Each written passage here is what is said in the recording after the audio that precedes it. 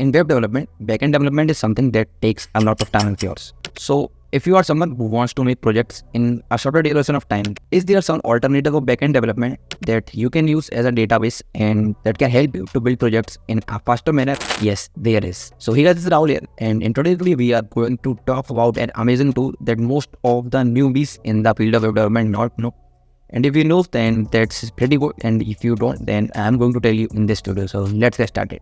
So I am making this video for most of the students who wants to make a web project for themselves. Suppose you want to make a to-do app for yourself or something that works with database and that can handle database operations, database queries, means a combination of front-end as well as back-end. Is you want to make a full-stack web project, but you don't have that much time to create your own server with the help of Node.js, or you have to use Express or some sort of a fascinating framework, you can say. You don't have that much time to learn backend. I also faced same difficulty during the third year of my college because I wanted to make something a bit faster so that I don't have to use Express and Node, and I don't want it to put much of my time in learning that because I had a shorter duration of time because I was applying for an internship and I wanted something ready that I could use, and at that time I only knew was HTML, CSS and JavaScript. So I came to know about this amazing tool which I am going to tell you today, that is Firebase.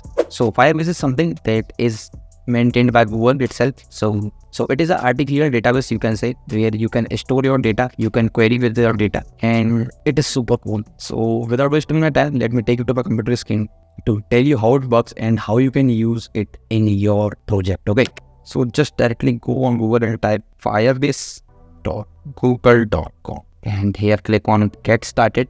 Okay, so here I have already built few of my projects. At that time I built them. If you are someone who is new to the Firebase, then you just click on over here, just add product and add project, and your new project will be started. So let's create one. Okay, enter the project name. We can write demo project.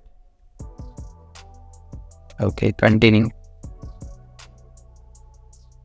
Okay, we can stop there. Google Analytics, and just simply we can create our project. So it is quite simple to create a project on Firebase.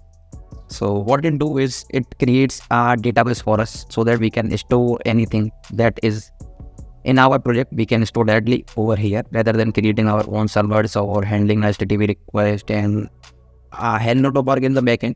So instead of doing that on your own, the Google provides you that. Google provides you a free service for you. So I think I have crossed the limit of building the projects, free projects on Firebase. So that's why my project was unable to create. But if you are new, then you can definitely create your own project over there. And once you have created your own project, then you can click over here. You can click on Firestore database, and this is how your database will look like. So here nothing is here, not yet, because I haven't created anything.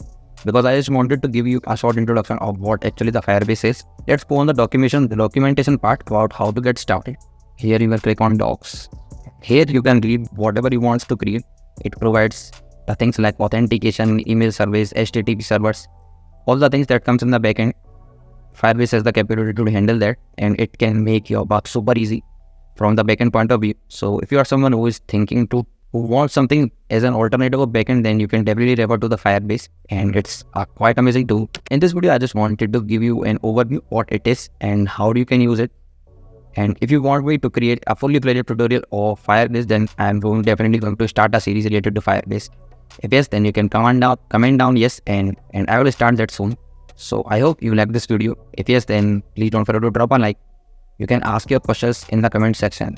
Whatever, anything related to Firebase, I will try to answer those, and I will be getting on the next video. So till then, goodbye.